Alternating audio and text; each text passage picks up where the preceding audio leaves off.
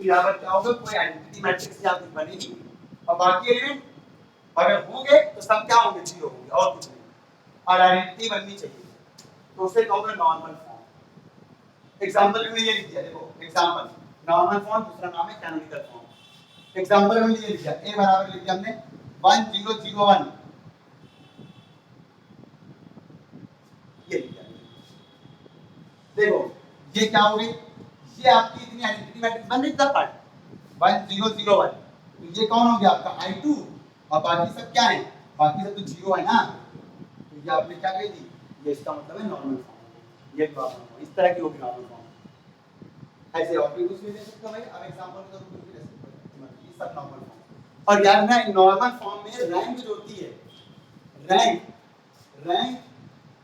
Rank of matrix, rank of A की अगर rank है नॉर्मल फॉर्म से रैंक निकल जाती है और डिपेंड करता है कितनी आई है। अगर I1 I2 बन रहा है इसका रैंक 2, यानी 1 0 0 1 अगर बन रहा है नॉर्मल फॉर्म के बाद तो रैंक 2, अगर जो बन रहा होगा वो हो जाएगी, ठीक है। रैंक ऑफ हो जाएगी rank of normal form, rank of normal form. अब नॉर्मल फॉर्म में रैंक क्या होगी, rank of normal form. Rank of normal form क्या होगी, वो होगी number of one, number of ones, जितने वन होंगे उतनी रैंक, नंबर ऑफ वंस, सीधी सी बात। तो आसान तरीका है, नंबर ऑफ वंस, जितने वन होंगे उतनी रैंक हो जाएगी नॉर्मल फॉर्म में करने के बाद। ये फायदा है भाई नॉर्मल फॉर्म में करने का। क्या हुआ,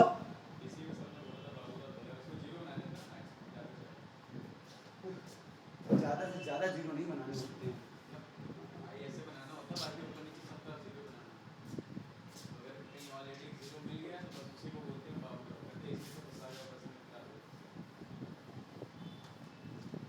और घंटा रहो बोले सर वो तो अंग्रेज है ना, जो ऊपर चढ़ गया है वो। चलो एग्जांपल में दे रहे थे जरा सा, हम एग्जांपल दे रहे हमने कहा ये लिख दिया मैट्रिक्स आपकी a बराबर लिखा आपका 1 2 1 -1 0 2 2 1 3, हमने कह रहा है convert into normal form, convert into normal form, आपको कन्वर्ट करना है नॉर्मल फॉर्म में।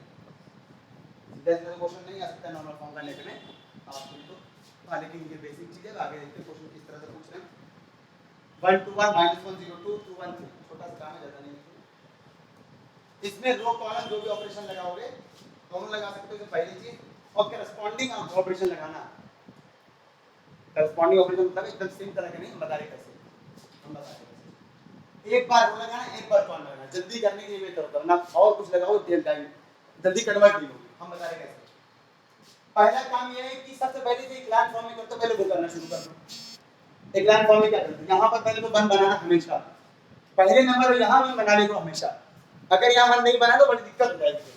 अगर यहाँ मान लो जीरो है तो फिर रो को आपस में या कॉलम को यहाँ दोनों काम कर सकते हो आप। नॉर्मल फॉर्म, इक्लाइन फॉर्म तो नहीं है यहाँ पर, इक्लाइन फॉर्म से रो अप्लाई करते थे जो हमने पढ़ाई की थी, रो वाली इक्लाइन फॉर्म में खाली पढ़ाई और रो अप्लाई करना चाहिए। यहाँ पर जो है आपका, इसमें यहाँ पर कॉलम रो दोनों ऑपरेशन लगा सकते हैं। और दूसरी चीज ये है भाई इसमें कि आपको पहली रो का पहला एलिमेंट जो होगा वो हमेशा वन बना लेना, नहीं है तो रो या कॉलम इधर उधर लेके चले आओ तो ज्यादा बेहतर है। इनमें पहली रो का पहला एलिमेंट आप वन बना लो तो आसान है करना। अब क्या करो, अब क्या करो, यहाँ दोनों जीरो बनाओ, जैसे क्लास फॉर्म करते वो काम करो, यहाँ दो पहले जीरो बनाओ, यहाँ जीरो बनाने का तरीका हो गया R2 में R1 छोड़ दो, R2 में जीरो बन गया, और R3 में से 2 R1 घटा दो तो आपका R3 में जीरो बन गया। सही है, बताओ जरा क्या बनाए, ये तो ऐसे ही रहेगा, अभी जोड़ दिया जीरो 2, कितना हो गया बोले 3, यहाँ घटाया जीरो, यहाँ 2 2 4, 1 में से 4 कितना बचा भाई -3, यहाँ 2 में 2, 3 में 2 क्या बचा 1, हो गया।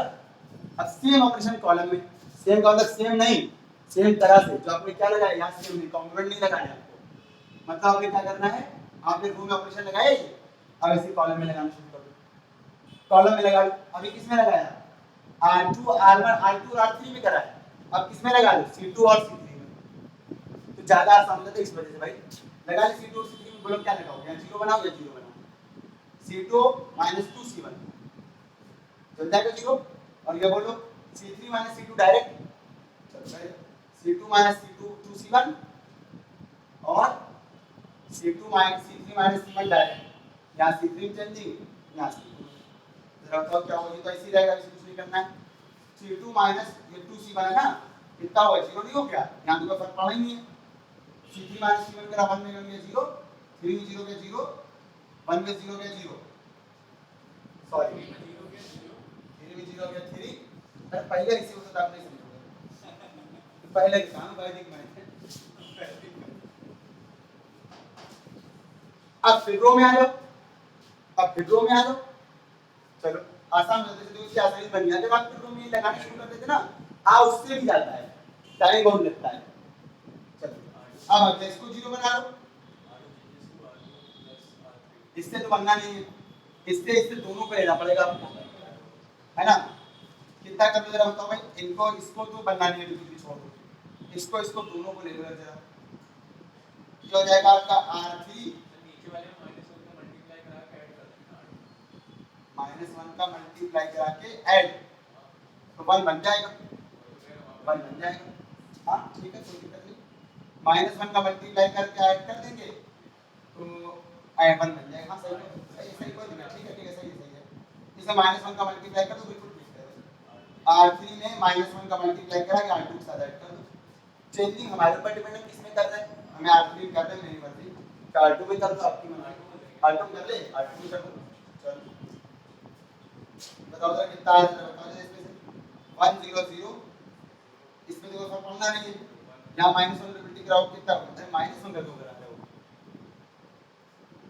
-1 का क्यों करा रहे हो इसमें, दोनों में क्यों करा रहे हो, इससे क्या फायदा होगा, इससे बेहतर है जाने नहीं कर ले, चलो ठीक है कोई बात नहीं, समझ गए, बाद में माइनस मल्टीप्लाई करके तब उसको बनाने पड़ेगा प्लस का, अभी कर लो ज्यादा बेहतर, नहीं सही बात है, कोई दिक्कत नहीं, सही कह रहे हो, ये 3 हो गया और यहाँ पर माइनस कर दो, अब सही है, नहीं करते ना फिर बाद में यहाँ पर 1 बन जाता, माइनस को 3 को प्लस 1 बनाते क्या फायदा। चलो यहाँ कितना हो जरा बताओ भाई, इसमें आपने किसका किया, -1 का +3 हो गया, यहाँ 2 का -3 किया तो -2 हो गया, 3 -2 ये आपका 1 हो गया, ठीक है। यहाँ भी ये काम कर लो जरा, इसमें -1 करके तो -1, इसमें किसका किया, माइनस कर दिया 3, -1 -3 -4 हो गया, बाकी ऐसे रखो, याद रखो, ठीक है। इसको और कर लो, इधर तक कर लो, रो लगा लो जरा सा, यहाँ 4 का मल्टीप्लाई करके इसके साथ जोड़ लो, एक जीरो यहाँ बन जा रहा है आपका, तो कुछ और हो गया, ये 6 क्यों आएगा, इसमें -2 का किया और इसमें -1 का किया, इसमें -1 का किया, दोनों माइनस क्यों, -3 -1 -4, सेकंड हम थर्ड में कुछ किया भी नहीं, थर्ड में अब इसमें देख कॉलम में लगा लो, कॉलम में लगा हुआ C3 और प्लस का 4C2, है ना, कि सही है, C3 + 4C2 आराम से बन जा रहा है, तो ये 0 हो गया, जरा बताना क्या मिलेगा आपको, 1 0 0 0 1 सॉरी 0 3 1 -3 से C3 जल्दी करना, 4 का करोगे यहाँ 4 1 4, इसमें भी जुड़ा 0 हो गया, यहाँ 4 करोगे 4 3 12, सही ना भाई, -12 1 में 12 16 कितना हो गया, -11, ठीक है, दिक्कत नहीं, इसमें काम करो -11 का इसमें डिवाइड कर दो, अरे काम थोड़ा सा काम करो, इसमें तभी तो 3 का मल्टीप्लाई करो, आइडेंटिटी बनानी है आपको, तो 3 का मल्टीप्लाई करके इसके साथ जोड़ दो, R1 R2 में 3 का मल्टीप्लाई करके R3 के साथ जोड़ दो, बताना कितना आ गया, 1 0 0, 3 का मल्टीप्लाई करोगे इसके साथ जैसे रहेगा भाई, 3 का मल्टीप्लाई जोड़ोगे 0 हो जाएगा, यहाँ कोई फर्क पड़ना नहीं है, क्या -11 और डिवाइड करो तो R3 में C3 को भी बोल दो, यहाँ पर R3 -11 और डिवाइड कर दो, बन गया देखो 1 0 0 0 1 0 0 0 1, हो गया आइडेंटिटी मैट्रिक्स। और भाई हमने बना रहे थे हर रो हर कॉलम में सिंगल वन होना चाहिए, और कभी कभी पूरी रो अगर कोई 0 बन जाए तो बन जाए, तो बनाना नहीं हमको, और बनाना नहीं है, बनाना का इतना है हर रो हर कॉलम में सिंगल वन, हर रो हर कॉलम में सिंगल वन, वन का आइडेंटिटी मैट्रिक्स कितने वन है, यही नॉर्मल फॉर्म हो गई, नॉर्मल फॉर्म कहलाएगी, रैंक कितनी हो जाएगी, जितने बार उतनी रैंक। रैंक कितनी होगी, number of ones, number of ones ये आपकी रैंक हो जाएगी। कितने वन है, 3। हर रो हर कॉलम में सिंगल वन होना चाहिए, सिंगल वन। इस रो में एक वन, इस रो में एक वन, इस रो में एक वन, इस रो में सॉरी रो में इस कॉलम में एक वन एक वन एक वन, हर रो हर कॉलम में सिंगल वन होंगे, तभी आप कहोगे वो नॉर्मल फॉर्म है। या तो पूरी रो जीरो हो जाए, या तो अगर रन है तो कहीं तो सिंगल वन। लेकिन ये मेथड को जल्दी लगाता नहीं है, लंबा है बिल्कुल, टर्न टेकन है। लेकिन पहले बीएससी में जैसे बोल रहे हैं नॉर्मल फॉर्म से बेसिक में बड़ा इंपॉर्टेंट वगैरह पहले जब ऑब्जेक्टिव नहीं था, आज ऑब्जेक्टिव होने की वजह से इतना इंपॉर्टेंट नहीं है, तो ऑब्जेक्टिव नॉर्मल फॉर्म करने में आता नहीं जल्दी तक। छुट्टी में बोल भी देगा तो चाहे इससे लगाओ आंसर में मतलब हाँ, लेकिन ऑब्जेक्टिव अगर नॉर्मल फॉर्म दे दी तो क्या करोगे, नॉर्मल फॉर्म दे दो। कह दिया कि the normal form of the given matrix are, ये चार ऑप्शन हम बताया ना क्या करें, रैंक निकाल दो सीधा उसकी, रैंक से पता चल जाएगा क्या है। ये पता चला, तो बस ये तरीका है। जब मैट्रिसेस दिए हैं उनकी रैंक निकाल लो, और जितनी चारों मैट्रिक्स दिए हैं और जितनी रैंक है और जो रैंक आपकी जो क्वेश्चन दिया है मैट्रिक्स में वो रैंक निकाल लो, और जिस ऑप्शन के साथ रैंक मैच कर जाए समझ लो भाई उसकी नॉर्मल फॉर्म। तो नॉर्मल फॉर्म की रैंक सेम होती है हमेशा।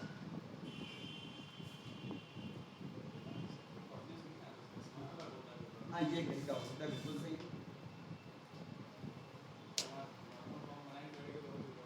नहीं, नॉर्मल फॉर्म तो ऑब्जेक्टिव में दिक्कत करता है, बहुत टाइम चला जाता है बिल्कुल।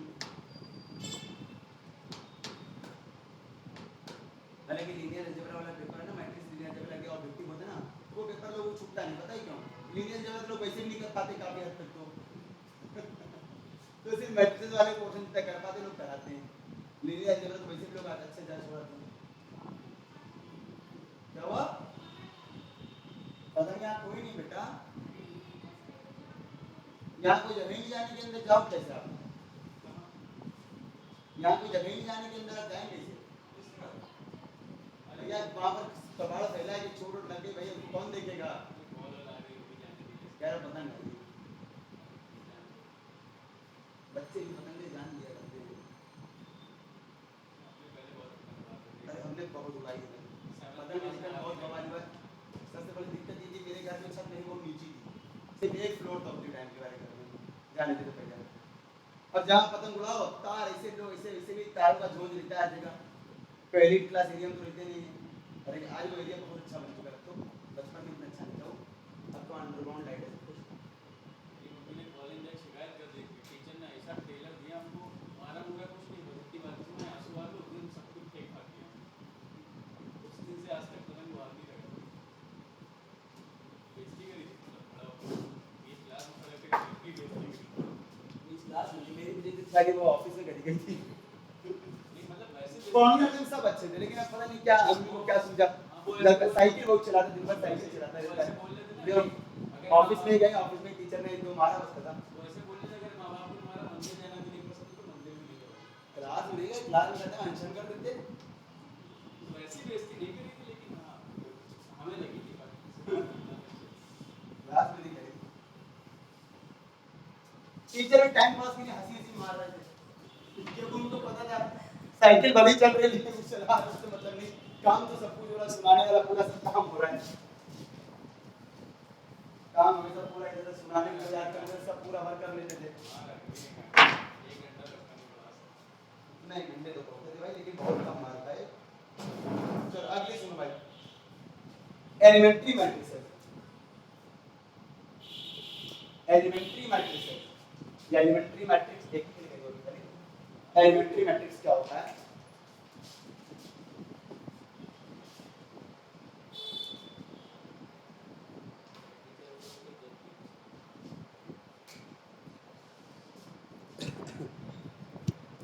एलिमेंट्री का बड़ा यूज है, इसका बड़ा यूज है इसका।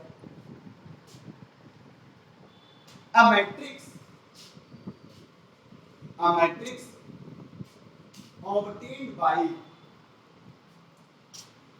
an identity matrix, किससे मिला आपको ये? आइडेंटिटी मैट्रिक्स से मिले।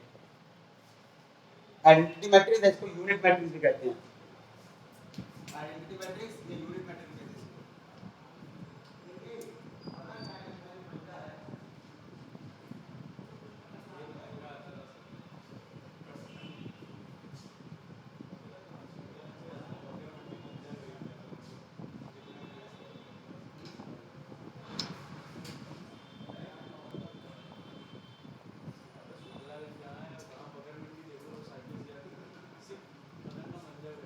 खाली नहीं लोग था बस पतंग नहीं थी उसको कह रहे पतंग नहीं थी कह रहे आपके पास पतंग है हमें नौका है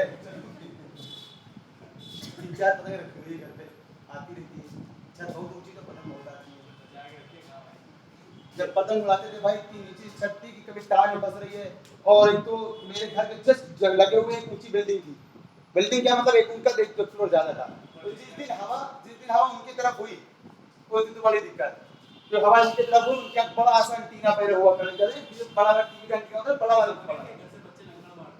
लंगन लंगन मान कितनी बार निकाल गए और उनके यहाँ से हम लोग की बनती भी नहीं थी तो लड़ाई झगड़ा भी जाना भी आना जाना भी नहीं था तो पतंग गई तो गई आज पतंग उड़ाने काम नहीं है 3 फ्लोर की आज बिल्डिंग रखी हुई है कोई काम ही नहीं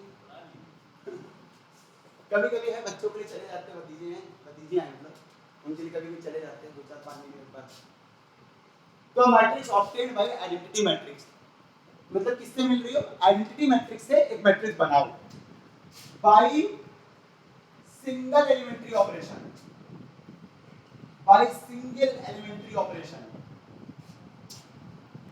एक ही ऑपरेशन लगाना खाली एक ऑपरेशन खाली अब वो चाहे रो में चाहे कॉलम में तो ऐसी मैट्रिक्स कहलाती है इज कॉल्ड एलिमेंट्री मैट्रिक्स अब दिखा रहे हैं आपको इसका एग्जांपल दे रहा है बिल्कुल तो कोई मैट्रिक्स जो सिंगल एलिमेंट्री ऑपरेशन से मिली है तो उसको कहते हो आप क्या उसे आप बोलते हो कि वो एलिमेंट्री मैट्रिक्स है जैसे ये लोग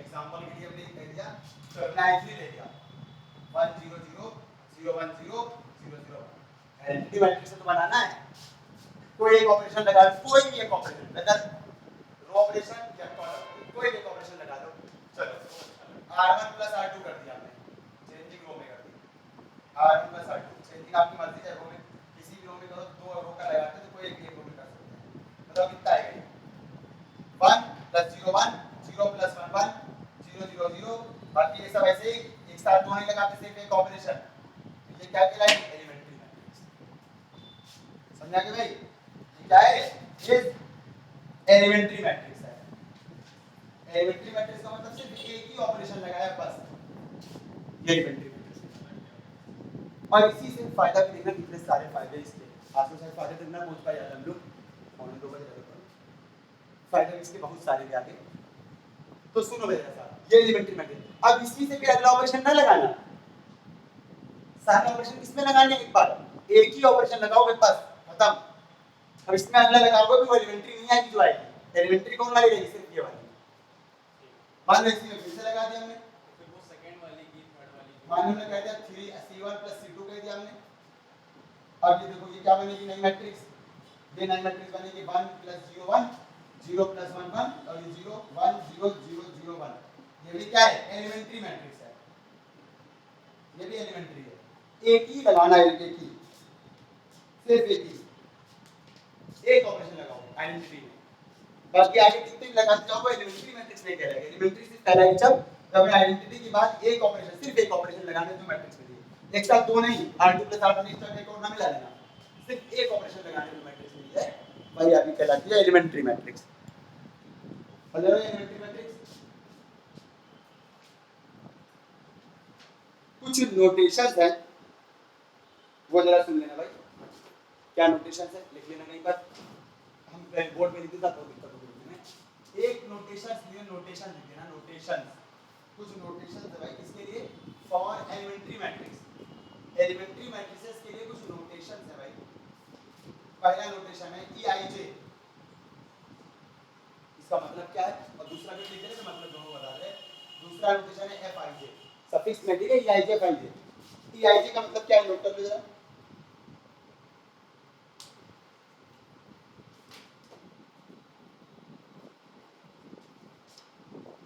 EIJ का मतलब क्या है EIJ will denote पहले EIJ वाला लिखना EIJ will denote the elementary matrix EIJ वो elementary matrix है EIJ will denote the elementary matrix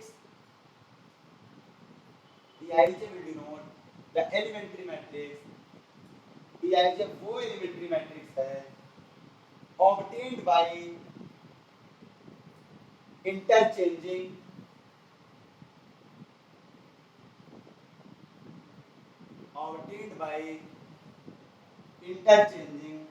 ith and jth row of a unit matrix। सब कुछ एलिमेंट्री मैथमेटिक्स में सब कुछ यूनिट मैट्रिक्स से ही होता है भाई।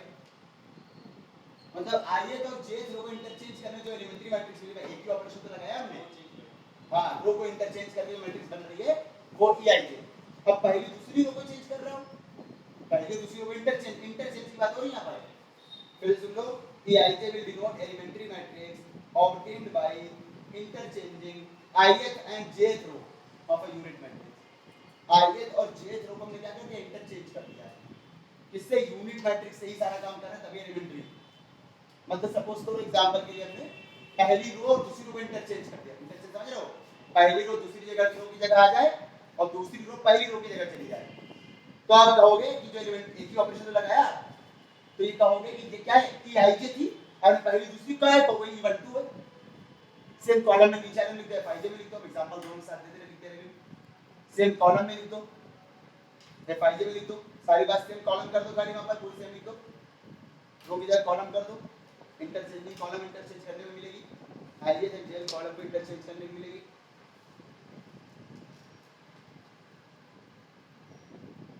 कई बार मैट्रिसेस जो बड़ी मैट्रिक्स को बड़ी देके आ जाए मान लो, और आप उसका इनवर्स निकाल रहे हो, आपको और एक बड़ी मैट्रिक्स एग्जाम बड़ा लंबा क्वेश्चन था, हो सकता है एलिमेंट्री मैट्रिक्स हो जो जिसका इनवर्स निकालना हो, तो उसका इनवर्स निकालने का छोटा तरीका होगा कि आगे लोग देखेंगे बाद में।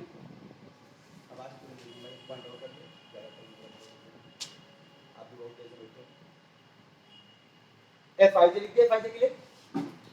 अब ये Ij Fij क्या मतलब है, ये Ij Fij का क्या मतलब है भाई, जैसे आपने ये दिया वैसे E12 का भाई Ij तो वो तो जनरल ले लेगा। E12 का क्या मतलब होता है, E12 जो मिलेगी किससे मिलेगी, R1 और R2 इंटरचेंज कर दो, इसमें R1 और R2 इंटरचेंज करो, जो मैट्रिक्स मिलेगी उसे E12 करो।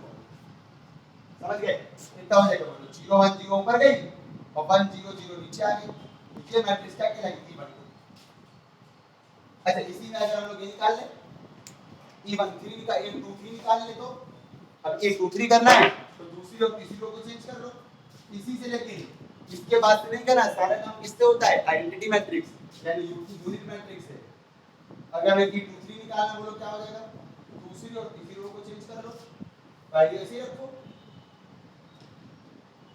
दूसरी और तीसरी रो को चेंज कर लो भाई, पहली रो ऐसे रखो, दूसरी रो और तीसरी रो को चेंज कर लो, मिल जाएगा 2 3। इससे क्या होता है, वन कर लो, दोनों मतलब वही है। A21 का मतलब ये होगा दूसरे पहले रो को इंटरचेंज किया हम लोगों ने।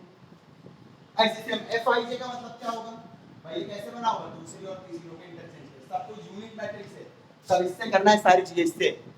अच्छा, F12 कहना है तो F12 का मतलब हो गया पहले और दूसरे कॉलम को इंटरचेंज कर दो, सब यूनिट मैट्रिक्स, इससे नहीं उससे नहीं, क्या करते हैं इससे हम लोग सब इससे करो, क्या करो बोलो, आप लोग पहले और दूसरे कॉलम को इंटरचेंज कर लो, मतलब पहला कॉलम बन जाएगा दूसरा कॉलम और दूसरा कॉलम बन जाएगा पहला कॉलम, ये कौन हो जाएगा आपका, ये हो जाएगा F12। ऐसे F23 निकालना है तो C2 और C3 को इंटरचेंज कर लो, तो ये F23 बन जाएगा, लेकिन किसमें, सारा काम यूनिट मैट्रिक्स होएगा, सारा काम यूनिट मैट्रिक्स से। ये नहीं कि इसी से करना शुरू कर दिया, तो एलिमेंट्री नहीं रहेगी, वो एलिमेंट्री मैट्रिक्स का मतलब सिर्फ यूनिट मैट्रिक्स से ही करोगे, तो सिर्फ एक ऑपरेशन है। तो F23 कितना हो जाएगा, ऐसे ही ये इसको F23 का मतलब है दूसरी कॉलम को इसकी जगह भेज दो, तीसरे की जगह, तीसरे कॉलम को दूसरे की जगह भेज दो, 0 0 1 और 0 0 0 1 0 0 1 0 मतलब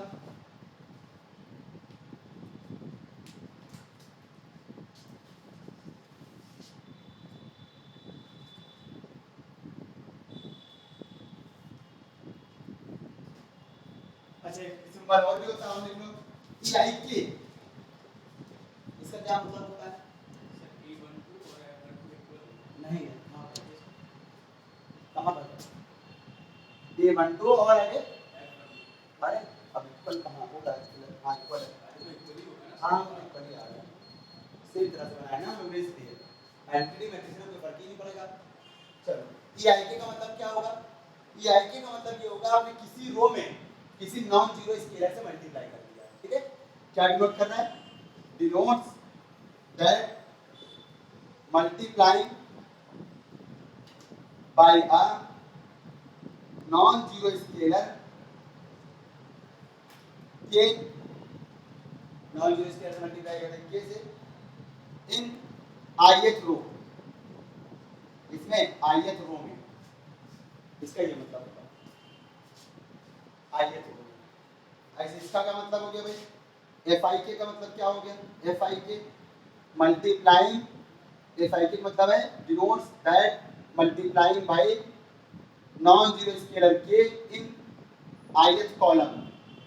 जब किसी कॉलम में एलिमेंट्री मैट्रिक्स से सब हो रहा है, ith row of element of unit matrix, और यूनिट मैट्रिक्स से सब, यूनिट मैट्रिक्स मतलब identity matrix of unit matrix, unit matrix मतलब आइडेंटिटी मैट्रिक्स, यूनिट मैट्रिक्स मतलब आइडेंटिटी मैट्रिक्स, सारा काम आइडेंटिटी मैट्रिक्स में हो रहा है।